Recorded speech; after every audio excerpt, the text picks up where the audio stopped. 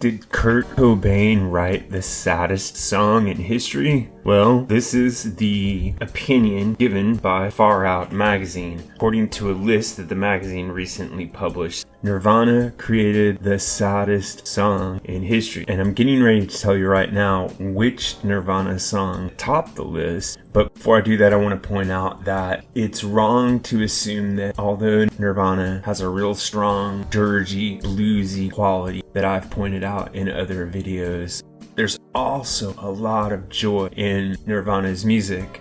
And I think that sometimes the dirgy, sad part of it causes people to overlook the fact that Nirvana also contained a lot of joyous energy, escapism, and creativity, which is something that both Kurt Cobain and Dave Grohl have talked about in the past during interviews. With that said, let's move on to which song it was that is the saddest song ever recorded according to Far Out magazine.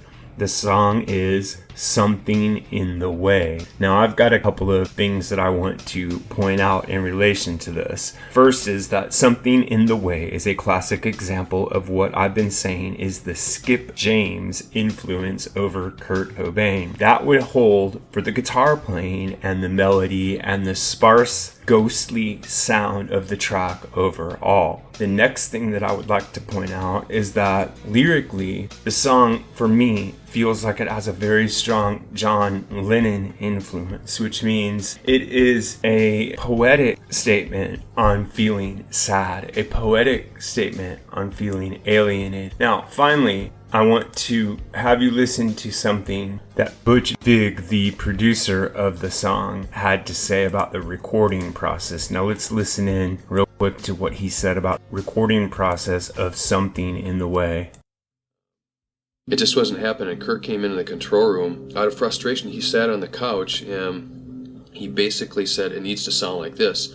He laid in his back and he started playing the guitar and he was barely singing. It was coming out almost a whisper. I was like, okay, stop. And I quick grabbed a couple mics and plugged them in. I unplugged the phone. I turned the fans off on the tape machine and said, this is it, just do what you think you need to do right now. And I literally held my breath for 3 minutes while he sang it. I mean, it was so quiet and yet it was so powerful.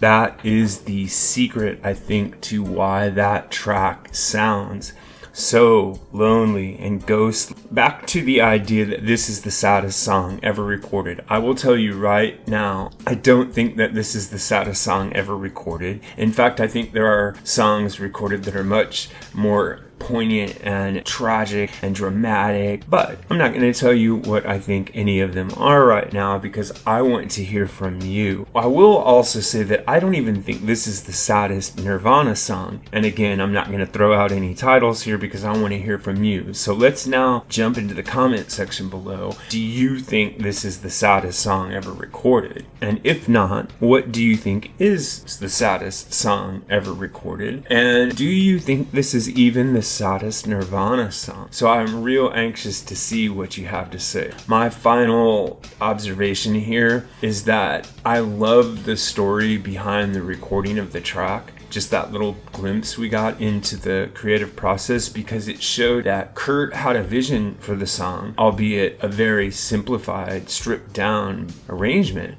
but he had a definite vision of what he was looking for. And his producer was able to facilitate that. And this is what a great producer does. And there was a bit of engineering going on in there in adapting the control room to be an impromptu recording booth. But you have to think on your feet when you're doing anything creative, and this is a perfect example of that. It may not be the saddest song in the world, but it's definitely one of Nirvana's most interesting and creative. This is what I think, but what really matters is what you think. So if you have an idea about this or any other topic connected to classic or contemporary music, please drop it in the section below, and remember to like and subscribe. Also, if you'd like to help out the channel, you can click on the thanks button down below and give a donation, or you can click on the buy me a coffee link and leave a donation there. Also, if you choose to become a channel member and subscribe to the channel, you can gain access to members only perks, including special videos, badges that show up when you leave comments, and occasionally polls that only members can vote in.